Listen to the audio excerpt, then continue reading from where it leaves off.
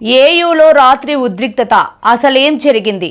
ఆంధ్ర యూనివర్సిటీలో 2 రోజులుగా ఆర్ఎస్ఎస్కి చెందిన కొందరు వాలీబాల్ మైదానంలో వివిధ కార్యక్రమాలు నిర్వహిస్తున్నారు.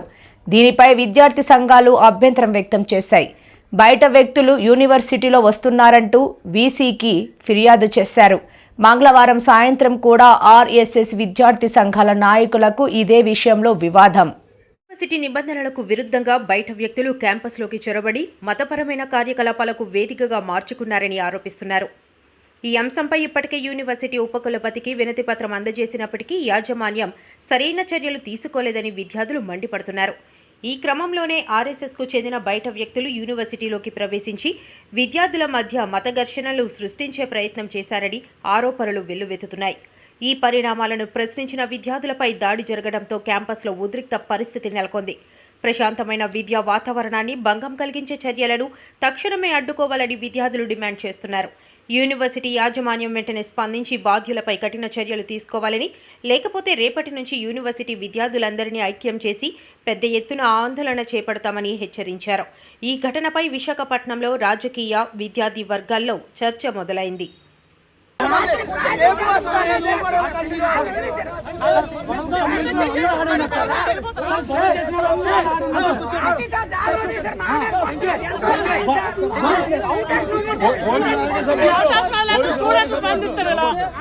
గొడవ చేసి వెళ్ళిపోయారు సార్. గొడవ చేసి వెళ్ళిపోయారు సార్. పిడుగుతో గుర్తుగా వెళ్ళిపోయారు సార్. కాళ్ళతో తల్లిన వాళ్ళు వెళ్ళిపోయారు సార్. పిడుగుతులు కొద్దిగా వెళ్ళిపోయారు సార్.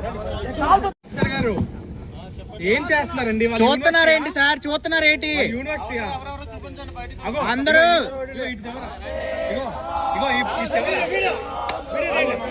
ఇగో పర్సన్ తీసుకెళ్ళి యూనివర్సిటీ ఇగో ఈ సెకండ్ పర్సన్ తీసుకుని వచ్చారు.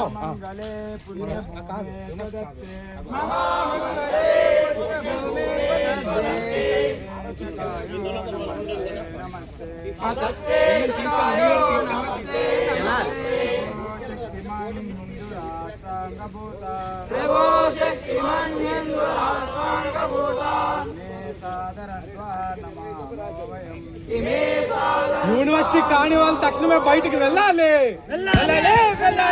యూనివర్సిటీ స్టూడెంట్స్ కాని వాళ్ళు తక్షణమే బయటికి వెళ్ళాలి.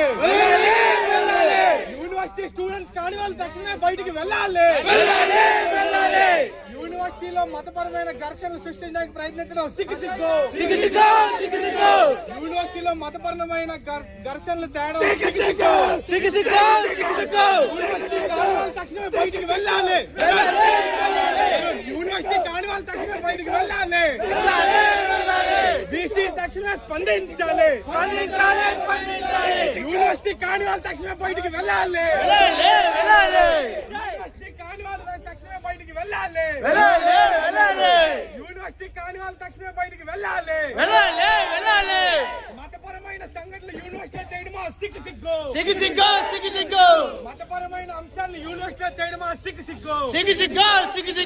బీసీ స్పందించకపోవడం సిగ్గు. యూనివర్సిటీని భ్రష్టు పట్టించడం సిగ్గు.